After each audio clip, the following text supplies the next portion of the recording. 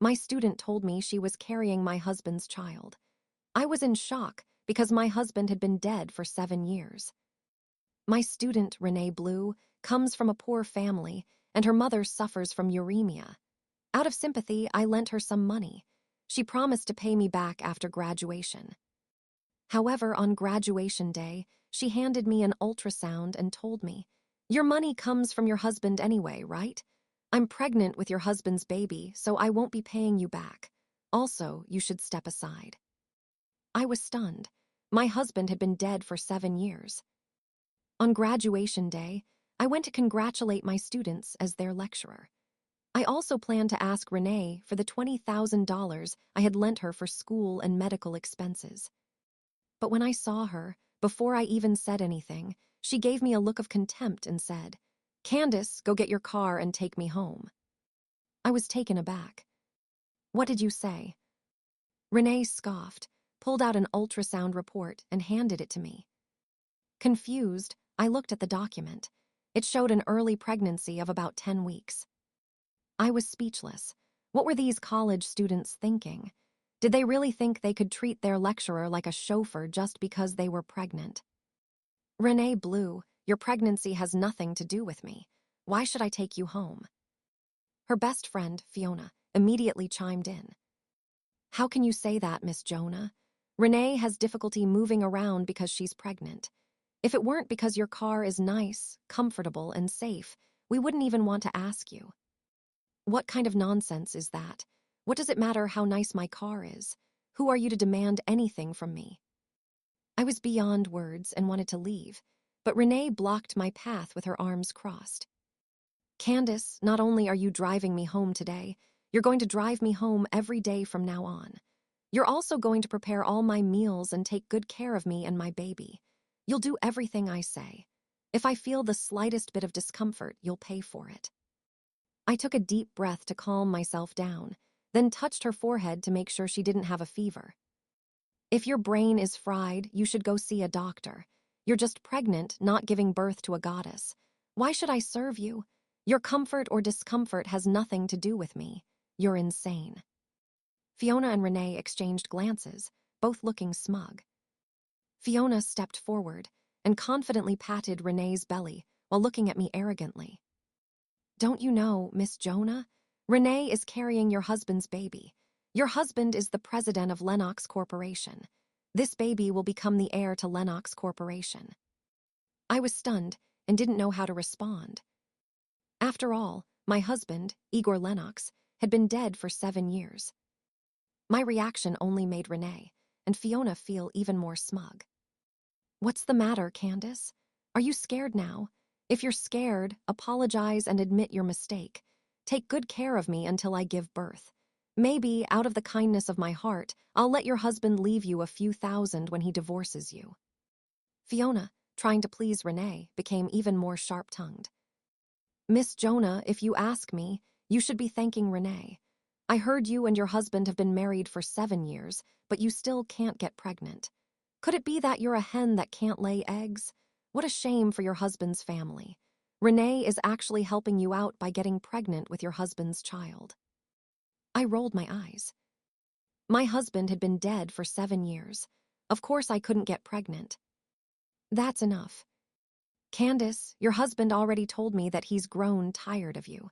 Just looking at your almost 30-year-old face is enough to make him sick. Unlike mine, which still has youthful glow." Before I could speak, Renee interrupted triumphantly. She even touched her own face full of vanity.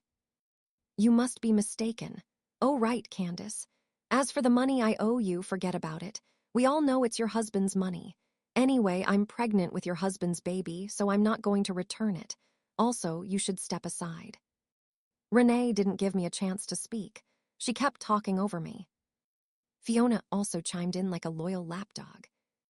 "Miss Jonah, you're driving a luxury car, wearing designer clothes, and enjoying all of Mr. Lennox's financial resources, but you can't give him an heir. If I were you, I'd be so ashamed of myself. Fortunately, Renee is kind and fertile, and she's about to give your husband a legitimate child. You should do the smart thing. Take out your luxury clothes and bags for Renee to choose from. If she's happy, you'll suffer less." Listening to their ridiculous demands left me speechless. Before Renee could say anything more outrageous, I quickly spoke. That's enough. My husband has been dead for 7 years, so how exactly did he get you pregnant? Through a dream. Before you try to scam someone, you should do a background check first. Smearing a dead person's name like this is disgusting. I thought Renee and Fiona would finally shut up after hearing the truth. Instead, Renee simply snorted and looked at me mockingly. Candace, how shameless can you be? You're saying Igor is dead just to provoke me. He's your husband, you vicious woman. I'll definitely tell Igor about this the next time I see him.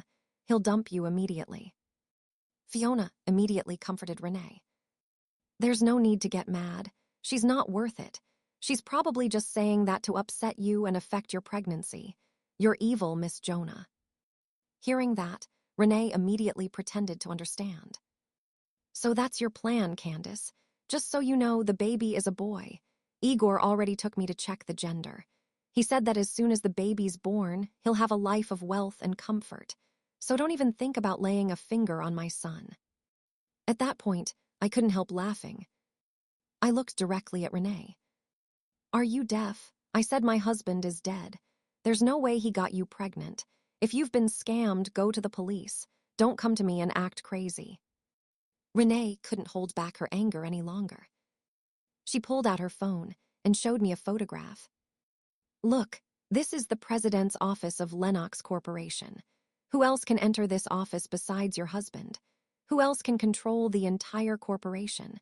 If you dare say Igor is dead again, I'll call him right now and tell him to divorce you immediately. I examined the photo. It really was the president's office of Lennox Corporation. But who else could enter the office besides me? The company's cleaning staff, my assistant, plenty of people. The more I thought about it, the more confused I became. I waved my hand dismissively. Fine, call him right now. Tell him to divorce me. Let's see what happens. Renee angrily pulled out her phone and called several times, but no one answered. She awkwardly cleared her throat. Igor must be in a meeting. I'll tell him when he calls me back. After a moment, I took a deep breath and looked at her. As your lecturer and out of responsibility toward you, I'll tell you one more time. My husband is dead. If the person who got you pregnant told you he was my husband, then you've probably been scammed. I don't know how you got that photo, but Lennox Corporation has been under my leadership for years. Candace, you're so shameless. Because of your leadership. Right before I could finish speaking, Renee interrupted me again, laughing hysterically with Fiona. I shrugged. What's so funny? Lennox Corporation was indeed under my management. 7 years ago, my husband Igor had a terminal illness. He did not want to marry me at first because of it, but he also wanted to leave the entire corporation to me. So in the end, we registered our marriage. That way I could inherit all his assets smoothly as his widow. After his death, I felt depressed for several years and couldn't move on. My psychiatrist suggested that I temporarily leave my usual environment, so I came to the college to be a lecturer. Candace, you're sounding more and more ridiculous, Renee said. You're just an unremarkable college lecturer. How can you lead an entire corporation? Don't make me laugh. It's so funny. People can really get away with saying anything these days. Do you even understand what the president of a major corporation does? Renee and Fiona continued mocking me. Then Renee stepped forward and snatched the car keys from my hand. Fine, since you won't drive me home, I'll take your car. And that Hermes bag you carried to work yesterday. Bring it to me tomorrow. I really like it. With that, they arrogantly turned around and walked toward my car. Instead of fighting them for the keys, I called the police and reported that my car had been stolen. I didn't go home that night. Instead, I stayed in the teacher's apartment provided by the college. After all, I still hadn't figured out who this supposed husband of mine was who had gotten Renee pregnant, and I was curious. At 11 o'clock that night, I received a call from the police. They informed me that my car had been found, and the thieves were being held at the station. I arrived at the police station and heard Fiona crying before I even walked inside. "Renee, didn't you say Mr. Lennox really likes you? Then why hasn't he come to pick you up yet? The police say we stole Candace Jonah's car. If the charge is confirmed, my life is over. I only got into trouble because I was helping you. You have to get me out of this mess." Renee was clearly anxious herself, but she snapped back irritably. "Shut up, Igor must be busy. That's why he's not answering my calls. Otherwise, there's no way he'd leave me in a place like this. I'm carrying his son." Being detained had soured Fiona's mood. Their friendship had always been superficial, and now her tone toward Renee was becoming increasingly hostile. She rolled her eyes, preparing to complain again. But when she saw me, she immediately became agitated. "Candace Jonah, how dare you show your face after doing this to us?" Upon hearing that, Renee immediately turned around. Though clearly emotional, she still retained her arrogance. "I can't believe you called the cops on us. That was not a smart move. I've already contacted your husband and he'll be here soon. We'll see how he deals with you." I crossed my arms, leaned against the wall, tilted my head, and raised an eyebrow. "Really? I haven't seen my husband in years. If you can actually get him here, I'd be grateful." Renee became even more annoyed. She turned around and continued making calls. About an hour later, we finally heard the sound of a car pulling up outside. Renee leaped to her feet in excitement. "Igor is here to pick me up." As she spoke, she looked out the window. A man stepped out of the car and hurried over to embrace her. His voice was filled with concern. "Babe, are you okay? Is our baby okay?" Renee immediately melted into his arms. "Babe, that old hag made me cry. The baby is sad too. Hurry up and teach that stupid woman a lesson." Hearing that, the man glared at me angrily. "You old hag, how dare you?" His voice was full of false bravado, thick with the kind of manufactured authority you only see in bad movies. He strutted through the police station doors, adjusting the lapels of a suit that I instantly recognized as a poorly tailored knockoff of a Tom Ford design. "You old hag, how dare you?" He never finished the sentence. The moment he turned his head and saw my face, the words died in his throat. I watched the blood drain completely from his face, leaving him looking like a freshly powdered corpse. His jaw fell open. The flashy confidence and arrogance he had walked in with evaporated instantly, replaced by a violent, full-body tremble. Leaning back against the cold tile wall, I crossed my arms. I recognized him immediately. "Derek," I said calmly.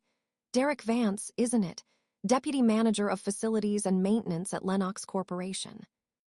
Renee, still clinging to his arm, frowned in confusion. She tugged at his sleeve. "Igor, what is she talking about? Why is she calling you Derek? Tell her to drop the charges right now. She had me arrested for taking her stupid car." Derek didn't look at her. He couldn't. His eyes remained fixed on me, wide with pure terror. His knees actually buckled, and he had to grab the edge of a nearby desk to keep from collapsing. Madam President," Derek stammered, his voice cracking. Sweat instantly formed on his forehead. "President Jonah, what are you doing here?" Renee froze. Fiona, who had been glaring at me from a nearby plastic waiting chair, suddenly sat up straight. "Madam President," Renee echoed in a shrill voice. "Igor, stop joking around. Just because she's your wife doesn't mean you have to be polite to her. You said you were divorcing her." Derek finally snapped out of his paralyzing shock, but only because Renee's words had essentially signed his death warrant. He violently shoved Renee away from him. She stumbled backward in her designer heels, nearly falling. "Shut up," Derek roared, his face twisted with panic. "Shut your mouth, you crazy idiot. Who the hell are you calling Igor? Are you trying to ruin my life?" Renee gasped in shock, clutching her stomach. "You pushed me. I'm carrying your son, the heir to Lennox Corporation." "There is no heir," Derek screamed, his voice echoing through the quiet precinct. Several police officers at the front desk stopped typing to watch the unfolding drama.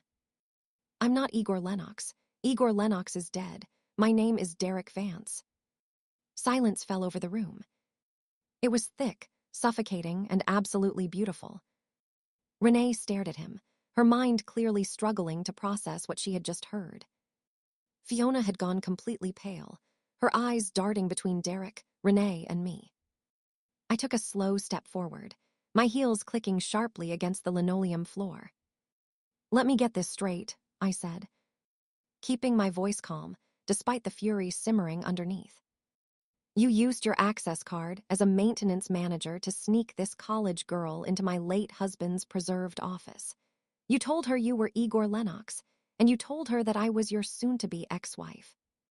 Derek fell to his knees. Literally.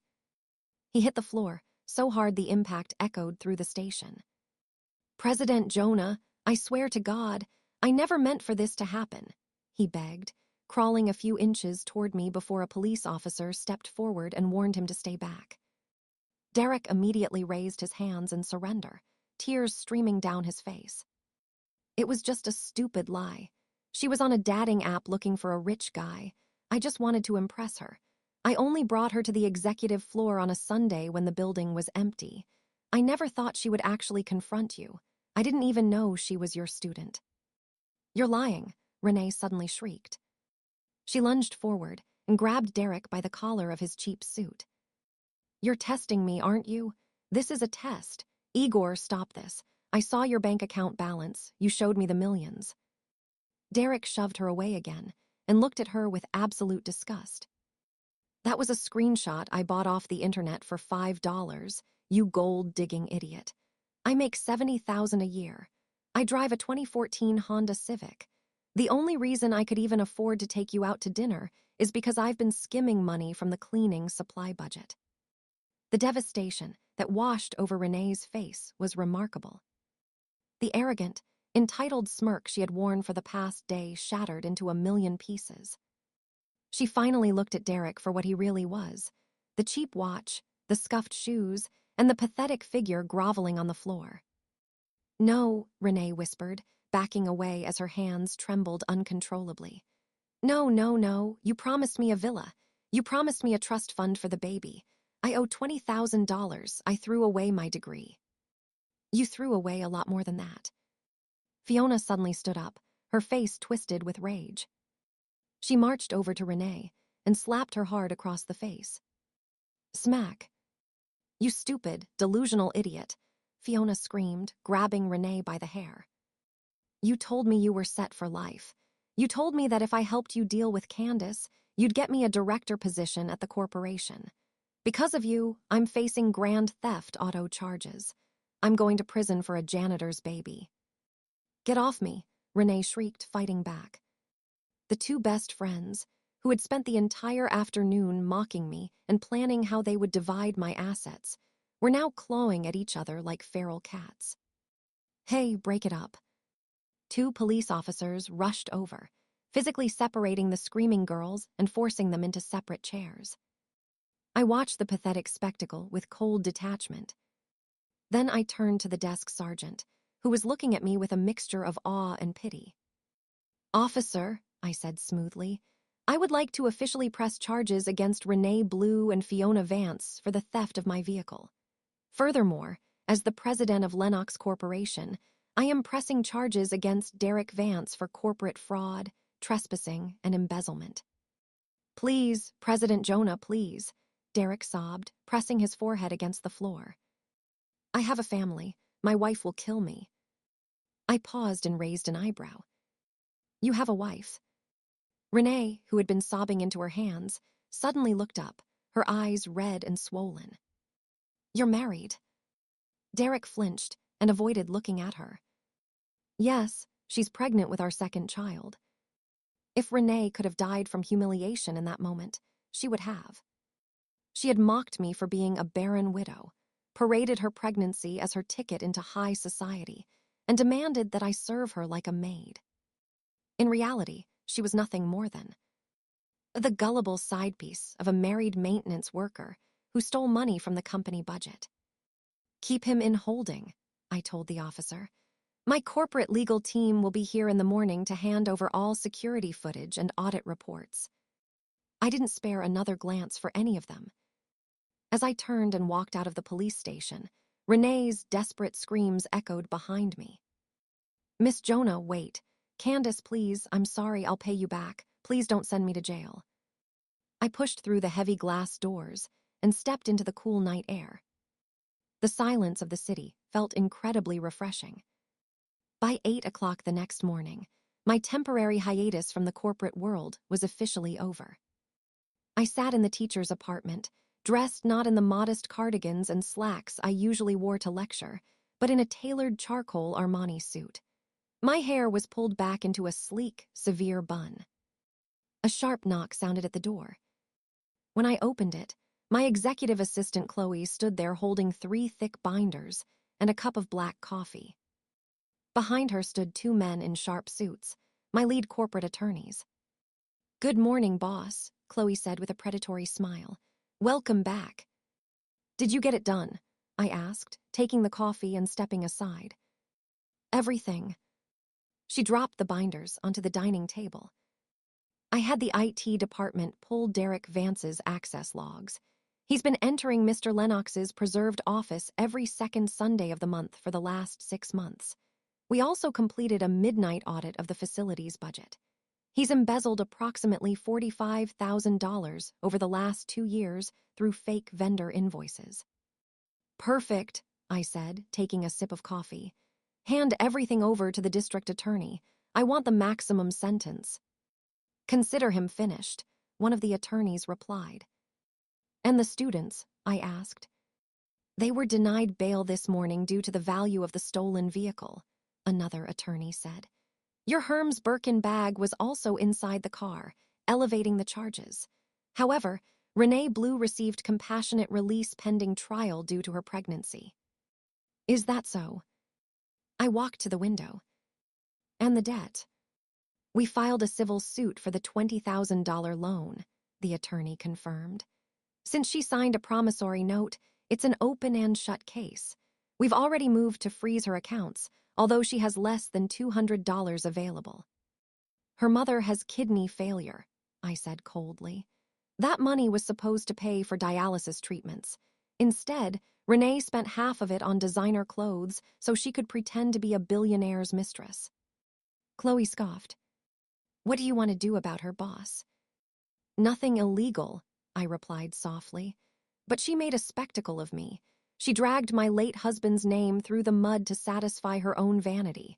Actions have consequences." I paused. "Notify the university administration of her arrest. I'll be resigning from my teaching position today." The campus was buzzing when I arrived. Word had already spread about the police involvement and the evidence collection related to Fiona. I walked into the administration building, flanked by Chloe and my 2 attorneys. The sheer aura of corporate authority seemed to make the staff part before us. We were halfway down the corridor, toward the dean's office, when a shrill voice echoed through the hall. "Candace, you vicious." I stopped and turned. Marching down the hallway was Renee. She looked terrible. Her hair was greasy and unkempt. The expensive dress she had worn the day before was wrinkled and stained. Tears streaked down her face. Several students had already stopped to watch and record. The moment Renee noticed the audience, she amplified her performance. She dropped to her knees. "How could you do this to me?" she wailed, clutching her stomach. "I know Ego is dead now, I know that. But you didn't have to ruin my life. You knew that man was a fake and you let me fall into his trap so you could laugh at me. You're trying to send a pregnant woman to prison over a stupid car ride." The murmurs around us grew louder. Some students began giving me judgmental looks. Renee was playing the victim perfectly. I didn't react. I simply looked at her, the way one might look at dirt on a shoe. "Chloe." Without a word, Chloe stepped forward and began handing printed documents to nearby students. "What is this?" one student asked. I spoke clearly so everyone could hear. "Those documents contain copies of the police report, arrest records, and the promissory note Renee signed." I stepped closer and looked down at her. Let's get the facts straight, Renee. Out of kindness, knowing your mother was dying from kidney failure, I loaned you $20,000. No interest, no deadline, just enough to keep your mother alive. The whispers shifted. Instead of paying for her treatment, you used the money to buy designer clothes to impress a man you met on Tinder. A man you believed was my dead husband. Renee's face turned white. You mocked my fertility. You insulted my late husband. You claimed to be carrying the heir to my fortune. You demanded I become your personal servant. Her mouth opened and closed soundlessly. And when I refused, I took one final step forward. You stole my $150,000 vehicle and my $30,000 handbag. She leaned backward instinctively. You didn't fall into a trap, Renee. You jumped off a cliff built from your own greed and stupidity. Now you're angry because reality caught up with you. I turned toward the students filming. She has been indicted for grand larceny. The man who impregnated her is a married maintenance manager facing prison for embezzlement. If any of you think she's a victim, you're welcome to start a fundraiser for her legal fees. Not a single student spoke. Several even stepped away from Renee. You, she whispered. For the first time, she realized that tears alone would not save her. My mom, she said weakly. My mom needs that money. If you freeze my accounts, she'll die. You should have thought of that before choosing to become a parasite, I replied. You created this situation yourself. I turned away. Goodbye, Miss Blue. I doubt we'll meet again. Behind me, Renee collapsed onto the floor. Her arrogance was finally gone, replaced by ugly, desperate sobbing. 2 months later, I stood before the floor-to-ceiling windows of the president's office on the 50th floor of Lennox Corporation.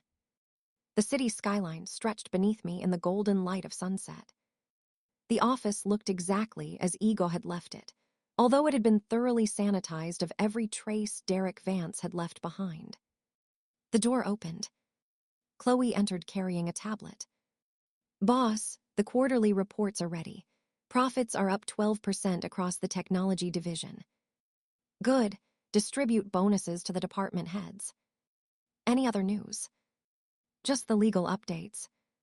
She glanced at the screen. Derek Vance accepted a plea deal yesterday. 4.5 years in federal prison for fraud and embezzlement. His wife divorced him and received full custody of the children.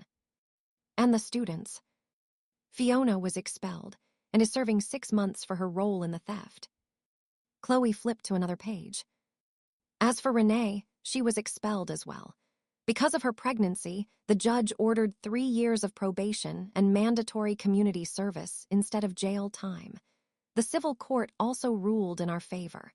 40% of her wages will be garnished until the debt and legal fees are repaid. Where is she working? A fast food drive-through on the outskirts of the city. Her mother's condition worsened, but state assistance covered emergency treatment. They now live in a subsidized apartment. She gave birth a few weeks ago, a boy. I stared out over the city. The child would grow up burdened by the consequences of choices he never made. Did she ever try contacting the company again? Chloe smirked. Once, after giving birth, she showed up demanding to meet the board of directors. She still claimed her son was the Lennox heir and demanded support from the estate. And security didn't even let her through the revolving doors. They threatened to call her probation officer, and she ran away crying. I shook my head. Some people never learn. Close the files, Chloe. I turned from the window and walked toward the massive mahogany desk. I'm done playing schoolteacher, and I'm done dealing with children. We have a board meeting in 10 minutes. Yes, President Jonah. Chloe nodded and left. I sat down in the leather chair. For the first time in 7 years, the grief that had haunted me since Igor's death finally felt gone. I ran my hand across the polished wood of the desk and allowed myself a small smile. Igor had trusted me with this empire. For too long, I had hidden from that responsibility. But as I looked at the stack of contracts waiting for my signature, I knew exactly where I belonged. I picked up my pen. The widow of Igor Lennox was gone. The president of Lennox Corporation had returned. If you liked the video, remember to like and comment which story you'd like to see next. See you tomorrow.